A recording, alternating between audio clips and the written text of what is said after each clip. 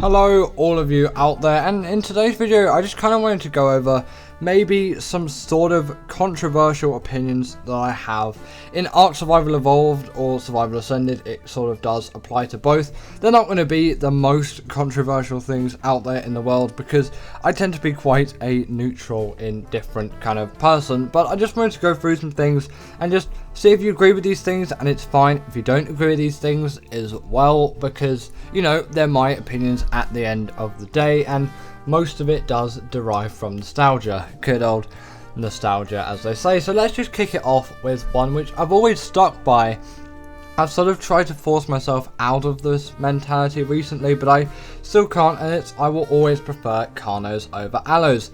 You really are a Carno guy or an Allo guy, and most people are obviously Allo guys because they are just generally the better creature, quote in quotes. They've got a lot more things going for them, but in my opinion the Carno's small size and bleedability really excels it to a new height for me, and I really love it as a creature. It also was one of the first carnivores I tamed when I started Ark Survival Evolved way back in the day, and obviously with Squid taming it and Carny Dave and all of that, that did put a lot of emphasis on me to really love this creature. Again, the nostalgia is playing a big part, but I will still always really love the Carno.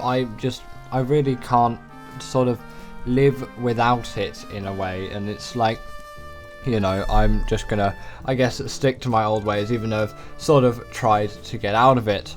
Right, another thing that I want to go over, this might not be so controversial, but I don't really like tech stuff. That being the skiffs, the saddles, unless it is necessarily required for the creature, because sometimes creatures just have like tech style saddles. But all this tech stuff, I really just don't like it, and I don't tend to use it. While a tech suit is nice and you can get a lot done with it, I am not very fond of it in sort of any kind of way, because it sort of goes away from what I want out of Ark. So I usually just don't use it at all, and I get away with all of that sort of primitive technology, you could say, quote unquote. I will use all the fabrication gear, of course, like all the shotguns and things like that, and some people might say that's a stretch as well, but I think that fits perfectly within the game. Just all the tech stuff, it just really does seem to unbalance the game for me, especially as a PvE player, so I tend to stay well away from it unless I want to make a really cool underwater base. Then it might come in a little bit of handy there. Right, most people's favourite maps probably isn't Scorched Earth, but actually it is still my favourite DLC map.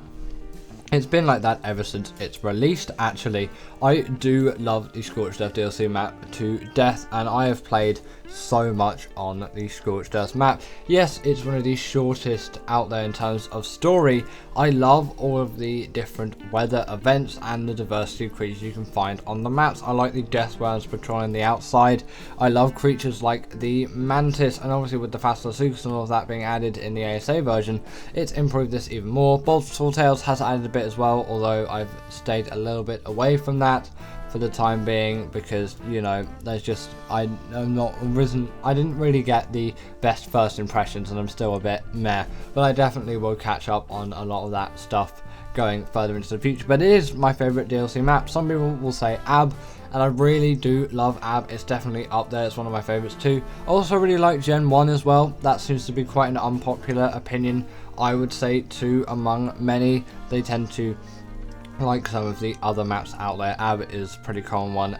Ragnarok is as well. But for me, I'm just a Scorched Earth fiend when it comes to map loving. Again, those weather events are so cool.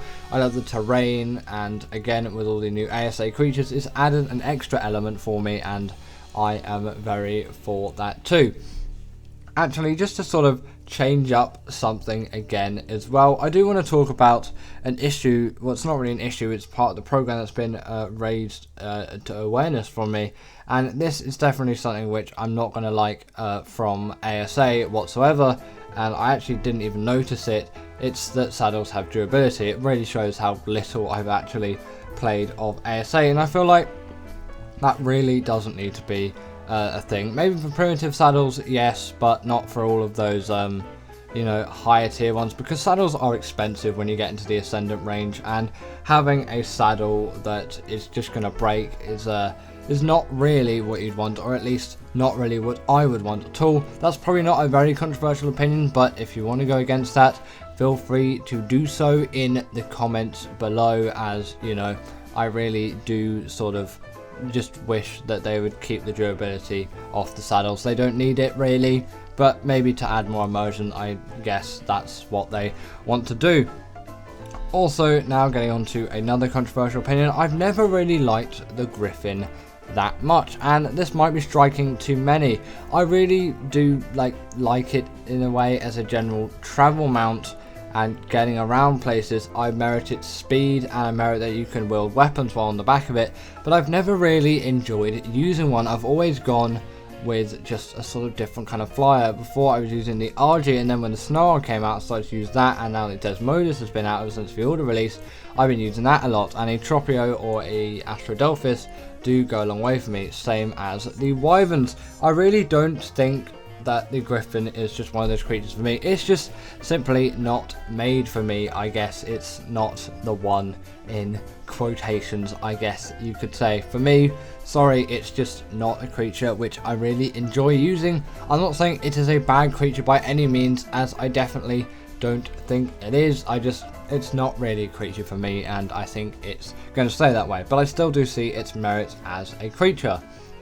Now getting on to our final point of today's video, I prefer ASC over ASA, and when I released a video about just what's better, ASA or ASC, a lot of you were saying that you find ASA better, so I think I can add this to the controversial opinions list, because in my opinion ASA isn't even coming close to ASC at the moment. And I know the development times on both is vastly different, but still a lot more merit for me holds in ASC, sorry, with all of the mods that are available still that will never be transferred on to ASA, and also all the memories that you've made on those maps with those graphics. Yes, changing the engine and making the graphics and remastering the maps, it still can give you those same memories, but when it's looking exactly like it used to, that adds a really nice element for me. And some of the new things that they've added, like saddle durability and all of that, I'm not really very fond of.